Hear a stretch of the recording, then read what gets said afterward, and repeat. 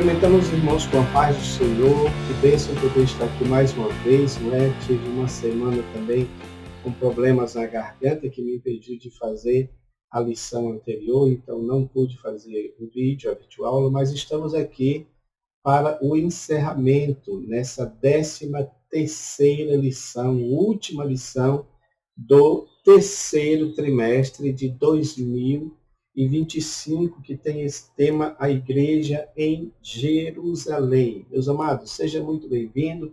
Sou seu irmão em Cristo, Hermão Santos, e é uma alegria poder ter você por aqui, vendo os nossos gráficos, vendo as nossas aulas e também compartilhando conforme aquilo que Deus colocar no seu coração. Seja muito bem-vindo. Dando continuidade aqui, meus irmãos, a lição de número 13 tem esse tema, Assembleia de Jerusalém. E o texto áureo se expressa da seguinte forma: na verdade, pareceu bem ao Espírito Santo e a nós não vos impor mais encargo algum, senão essas coisas necessárias. Atos capítulo 15, versículo 28. E a verdade prática diz, em sua essência, a igreja é tanto um organismo quanto uma organização, e como tal precisa seguir princípios e regras para funcionar plenamente. Então nós vamos estudar nesta lição, entre outras coisas, a Assembleia ou Concílio, de Jerusalém, primeiro concílio, podemos dizer assim, de Jerusalém, onde a intenção aqui era resolver um conflito, um atrito, uma divergência que estava havendo entre, podemos dizer, a igreja gentílica e a igreja judaica ou a igreja judaizante. Não é? Por quê? Porque vamos aprender que alguns fariseus convertidos supostamente ao cristianismo, estavam fazendo questão que os gentios que estavam abraçando a nova fé, a fé do Evangelho, também se tornassem judeus no sentido de circuncisão e seguir todos os ritos da lei judaica. Tá bom, meus irmãos? Então esse é o foco principal desta lição, tá bom? E nós vamos estudar sobre isso, principalmente sobre o papel mediador do Espírito Santo. Papel mediador no conflito. Esse que fez a pacificação, digamos assim, que deu a resposta adequada para a resolução do conflito, foi o Espírito Santo, que fica muito claro pela frase pareceu bem ao Espírito Santo. Isso é muito importante, porque muitos conflitos de hoje não são resolvidos com a ajuda do Espírito Santo, mas sim com a carnalidade humana. E dessa forma não tem solução de conflitos, e sim o agravamento exatamente das contendas, das intrigas, das confusões que existem hoje, tá bom? Então vamos aprender sobre esse assunto que é muito importante. Pode acompanhar também aí o nosso gráfico esboço, que está dividido em 3 pontos, como você sempre sabe. E o primeiro ponto fala sobre a questão doutrinária, o relatório missionário, o legalismo judaizante. O segundo ponto fala sobre o debate doutrinário, uma questão crucial, a experiência do Pentecoste na fé dos gentios, fundamentação profética da fé gentílica. E o terceiro ponto, a decisão da Assembleia de Jerusalém, o Espírito Santo na Assembleia, orientação do Espírito e o parecer final da Assembleia. Tá bom? Vamos dar aqui, meus irmãos, continuidade para nós ganharmos tempo.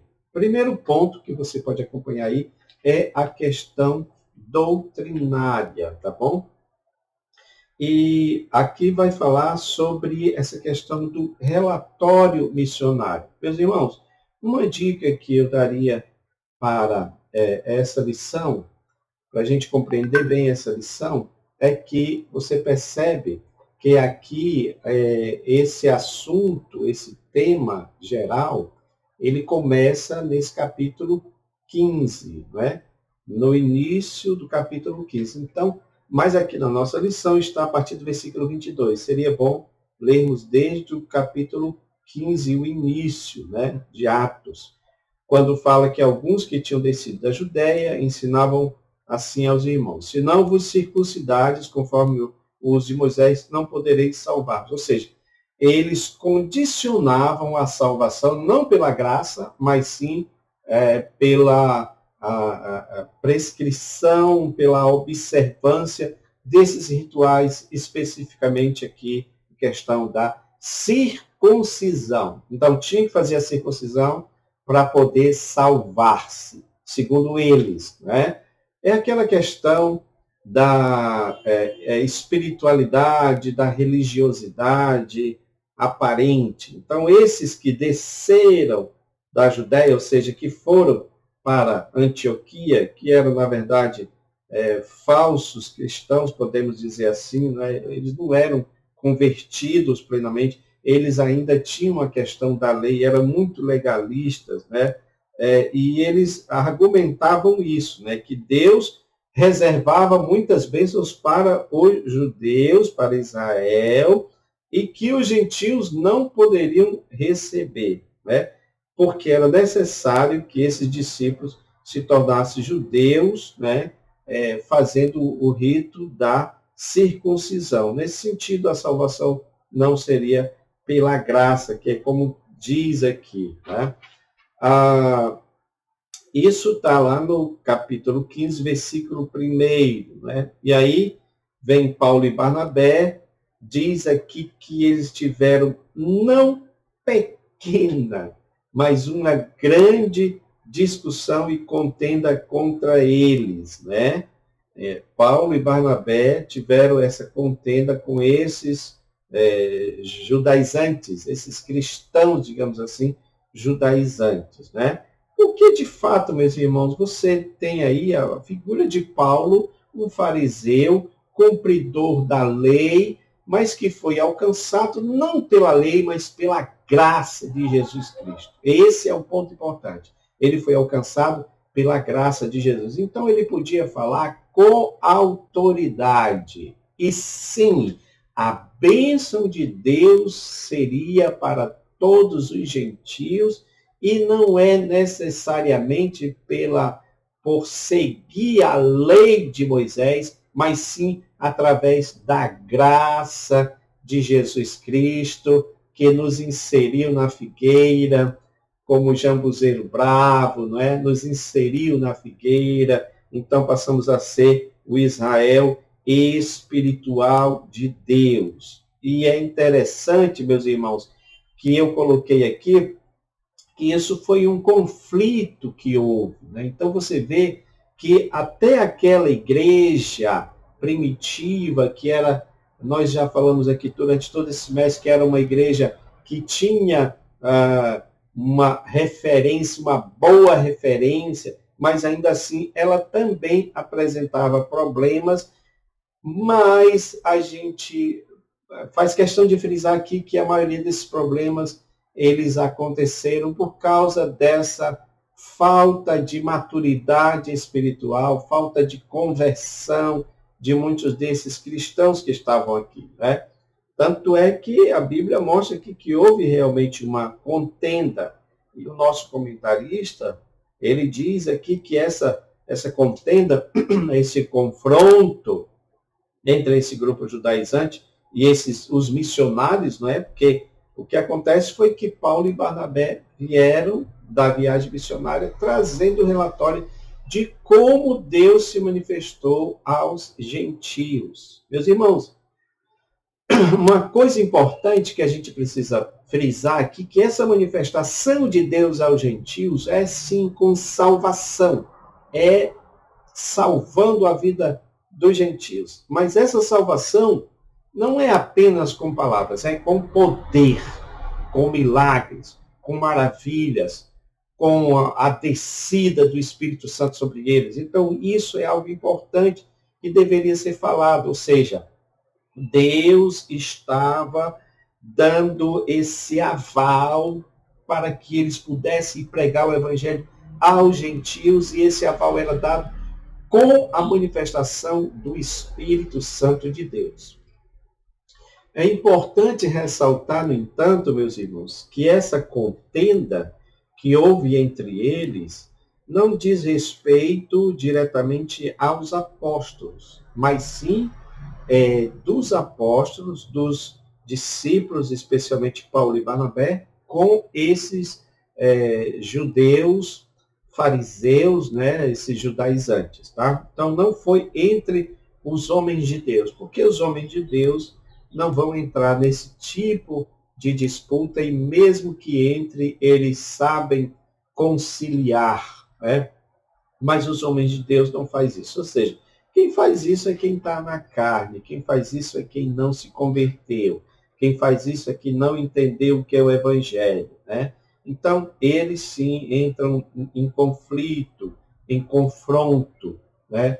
Isso tem muito nas igrejas hoje, pessoas fazendo conflito, fazendo confronto, porque os verdadeiros servos de Deus não entram nisso, tá? Então, precisamos entender, para encerrar esse primeiro ponto, que a salvação é um dom, ou seja, é algo que é dado por Deus, não é algo produzido pelo homem, né? Mas é um dom de Deus, mediante a graça, que é esse favor imerecido. Então, pense bem, salvação é um dom de Deus que é dado por meio desse presente que é a graça. Então, o homem não pode fazer nada para ser salvo em si mesmo.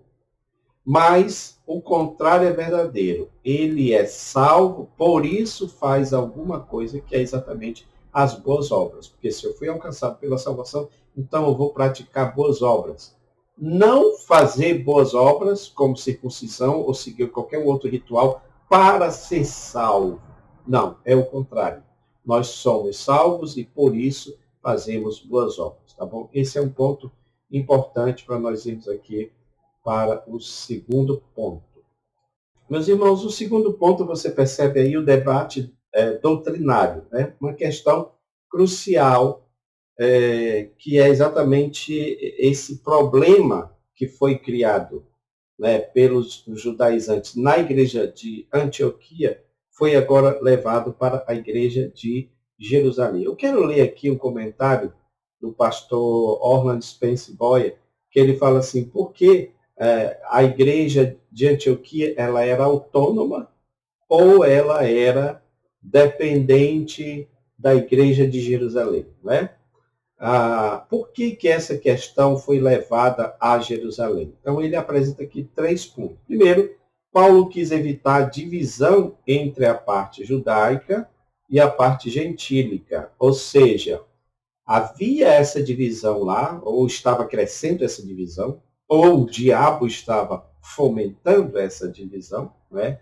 E Paulo não queria que isso ampliasse, aumentasse, né? É aquele líder pacificador, diferente de muitos de hoje, que fazem questão de divisão. Então, ele queria evitar essa divisão, porque o que se parece é que havia, sim, esta divisão entre a igreja gentílica e a igreja judaizante. Tá? Os judaizantes eram membros, segundo ponto, os judaizantes eram membros da igreja em Jerusalém. E era só lá que Paulo poderia ganhar uma vitória completa. Ou seja, é possível que, como a igreja estava dividida, então havia esse temor, não é, de que não se chegasse a uma conclusão, né, e que ele precisaria de uma resposta mais abalizada, mais formalizada, mais fundamentada, que seria lá em Jerusalém, uma vez que lá em Jerusalém você tem lá os apóstolos, e é claro que Paulo iria gostar que os apóstolos ficassem ao seu lado na controvérsia, mesmo porque você tem Pedro, que já foi, já teve aquela experiência, não é, de Cornélio, a experiência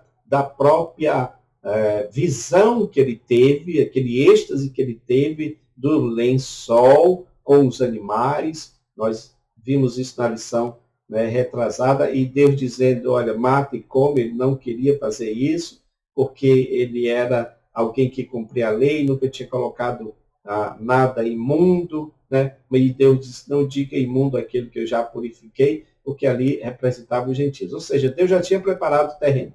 E não só isso, mas também tinha batizado, porque quando ele vai para Cornélio, quando ele está falando do Evangelho, né? Nós estudamos sobre isso, nem terminou de fazer o apelo, né? O convite para seguir a Cristo, aí o Espírito Santo batiza aquelas pessoas, né? Desce como eles no início. Né? Nós vamos ver sobre isso daí. Então, meus irmãos, eles foram, então, para Jerusalém para ver essa questão crucial, né? Porque ainda havia sobre essa coisa de guardar a lei de Moisés. Meus irmãos, uma coisa que a gente precisa entender é que nós estamos falando aqui praticamente de duas coisas diferentes, não é? Jesus, sim, cumpriu toda a lei, mas ele veio dar ele veio dar uma essência verdadeira para a lei. Né? E essa essência verdadeira para a lei está toda dentro do evangelho que ele pregou. Né? E o evangelho que ele pregou é diferente da aplicação que todas aquelas seitas davam para a lei, quer seja saduceus, fariseus, todos eles davam uma interpretação religiosa para a lei, como é também nos dias de hoje. Né? Então, é claro que quando a gente está falando de evangelho, nós estamos falando, né, exatamente da graça de Deus, estamos falando da salvação em Cristo Jesus. Então, o Cordeiro já morreu, já foi sacrificado, não é para fazer mais nada daquelas coisas, porque o Cordeiro já fez tudo isso. Então, aquilo acabou, não precisa mais fazer sacrifício, porque Cristo já fez o sacrifício. O sacrifício, se a gente pode dizer isso, é aquele que diz Paulo, né, que a gente deve apresentar o nosso corpo como sacrifício santo, vivo e agradável a Deus, que é exatamente a questão da renúncia da nossa própria carnalidade. Então é muito importante nós observarmos esse ponto. Um ponto importante, meus irmãos, que a gente deve frisar aqui é a experiência de Pedro, porque Pedro entra no debate. Né? Eles viu que estava tendo uma contenda, o versículo 7 fala sobre isso. E havendo grande contenda, levantou-se Pedro e disse, varões e irmãos, bem sabeis que há muito tempo Deus me elegeu entre vós para que os gentios ouvissem da minha boca a palavra do texto do Evangelho e cresçam. E Deus, que conhece os corações, lhes deu testemunho, dando-lhes o Espírito Santo, assim como também a nós. E não faz diferença alguma entre eles e nós, purificando seus corações pela fé. Agora, pois, por que tentais a Deus, pondo sobre a serviço dos discípulos um jugo que nem nossos pais, nem nós mesmos podemos suportar, mas cremos que seremos salvos pela graça do Senhor Jesus Cristo, como eles também. Né? Então foi muito bom essa intervenção de Pedro, que não era um teólogo, nem discutia qualquer doutrina, mas relatou aquilo que tinha acontecido. Né? O que ele está trazendo aqui é a experiência dele entre os gentios. Essa experiência não é só dele, porque o que ele contempla é a ação do Espírito Santo entre os gentios. Né? Então, algumas lições aqui são importantes sobre essa, que aqui começa dizendo, né, no versículo 7, que houve uma contenda entre eles. Né? E Pedro se levanta. Você vê que essa questão da contenda, né, meus irmãos, vai acompanhando. Veja que em Antioquia houve a contenda, né? Houve esse confronto.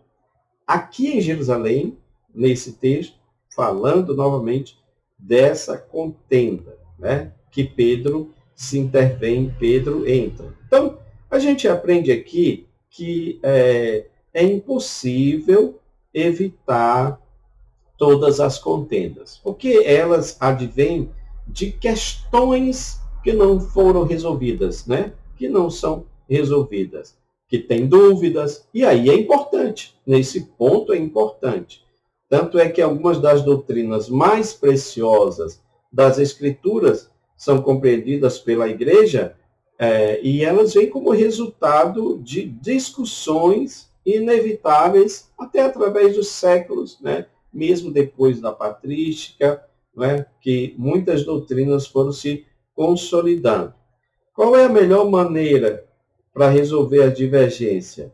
É por meio dessas reuniões, por isso que se fazem esses concílios, essas assembleias, onde os crentes dos dois lados, em um espírito de humildade, de amor, dirigido pelo Espírito Santo, apresentem e considerem lado a lado os dois pontos de vista, ou seja, cada um vai apresentar a sua fundamentação. E a fundamentação aqui é exatamente a experiência do Pentecostes na fé dos gentios, porque para todos os efeitos, volto a dizer que foi importante o que aconteceu com Pedro, porque ele viu o Espírito Santo sendo derramado sobre os gentios. E isso que é, meus irmãos, isso é a validação da fé gentílica por meio do Espírito Santo. Ou seja, o Espírito Santo desceu sobre eles para provar, para mostrar que, de fato, ele estava com os gentios. Você vê que há uma certa resistência, né, dos judeus cristãos, né, para que o evangelho fosse pregado para as outras nações, tendo que o Espírito Santo ter que intervir para eles entenderem que, de fato, era isso que Deus queria, porque Deus não é Deus de um só povo, né? Ele é Deus de todos os povos, principalmente daqueles que o buscam em espírito e em verdade, para fazer deles um só povo. É a diversidade dentro desta unidade do Espírito Santo. Esse é um ponto também muito importante. Meus irmãos, depois do parecer de Pedro, nós temos aqui a intervenção de Tiago, que na realidade era o dirigente da igreja de Jerusalém e também o presidente daquele concílio, daquela assembleia. Ele começa falando da própria experiência de Pedro com os gentios, que foi aquilo que nós já estudamos, né? Quando Deus fala que também iria tomar dos gentios um povo para o seu nome. E aí a gente nos lembra daquilo que Jesus falou na oração sacerdotal, quando ele disse: ainda tenho outras ovelhas que não são deste aprisco, e a mim compete conduzi-las. Né? Se ele está dizendo que tem outras ovelhas que não são daquele aprisco, que era a nação de Israel, então ele está falando dos povos gentios, os quais ele também iria conduzi-los. Né? E uma coisa que nos chama a atenção aqui é que ele fala que depois disso ele voltaria, né? Porque aí se refere à segunda vinda do Senhor, exatamente porque nesse tempo em que se interrompe, você tem aí o chamado período dos gentios, né?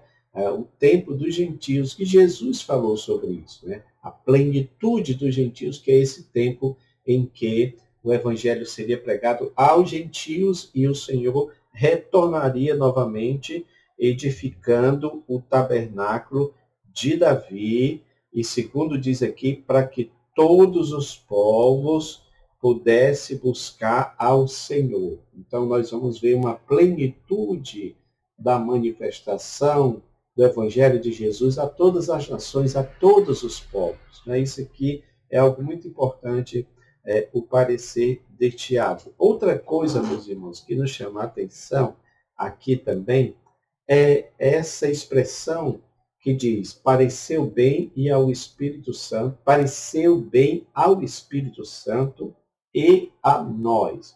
Veja que está dizendo que a, a predominância, a direção daquele concílio e de todas as decisões estava a cargo do Espírito Santo. Meus irmãos, é assim também nos dias de hoje. Não deve ter diferença. É o Espírito Santo que deve estar no comando da igreja e não como alguns dizem, né, que são donos da igreja, que mandam e desmandam, que fazem o que querem e sem nenhuma aprovação do Espírito Santo. Não.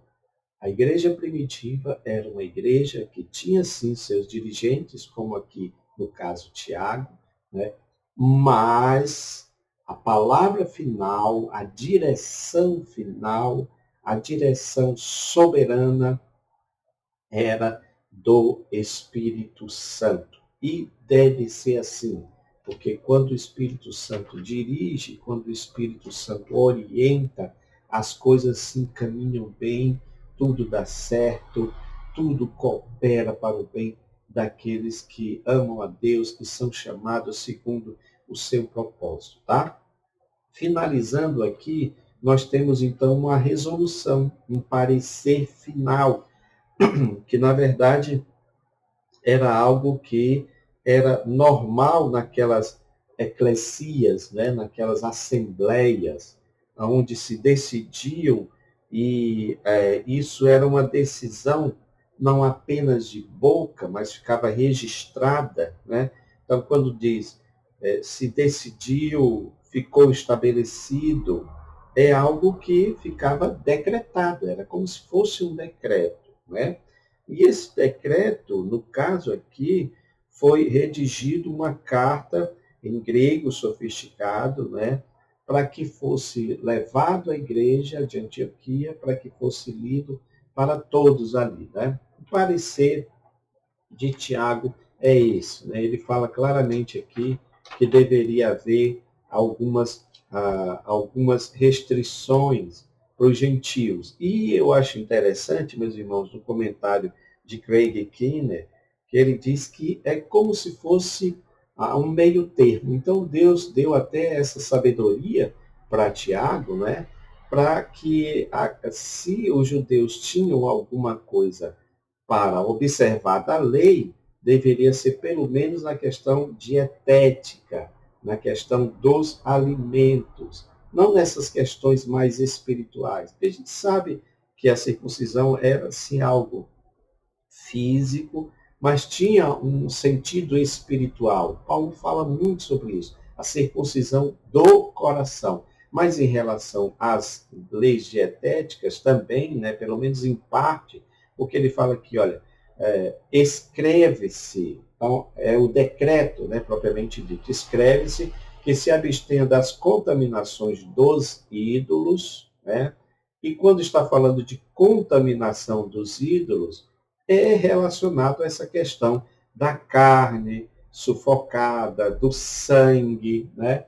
E da prostituição. Por quê, meus irmãos? Porque nós estamos falando aqui de um contexto grego, onde era normal, e Paulo fala muito sobre isso em Corinto, né? Porque o que se dá a entender ali é que os irmãos, infelizmente, eles não, por ignorância, eles comiam de tudo que estava no mercado, né? E a gente sabe que o mercado ali era um local de venda, né, de animais, mas também era algo que era oferecido para as divindades. Então, isso aqui está evitando, está se procurando evitar que haja algum tipo de contaminação espiritual com as divindades. Quando está falando da prostituição, também é isso, porque a maioria dessas cidades gregas, elas tinham também cultos, né, oferecido aos deuses, e esses cultos eram verdadeiras orgias, prostituição propriamente dita. Né? Então, era um adultério, uma prostituição cultica, como chama, né? Como se fosse um adultério espiritual, uma prostituição espiritual, e é isso que está sendo dito aqui no parecer. Creio eu que isso foi importante, essa expressão de Tiago, porque isso, né, posteriormente vai dar mais embasamento para Paulo escrever o que ele escreveu em Corinto, falando sobre essa questão de se abster de alguns animais, né? Muito importante isso aqui. Meus irmãos, eu quero agradecer a oportunidade, espero que você compartilhe esse vídeo, faça aí os seus comentários, deixe seus comentários, compartilhe e continue conosco nesse canal. Que Deus abençoe a vida de cada um de vocês. Amém.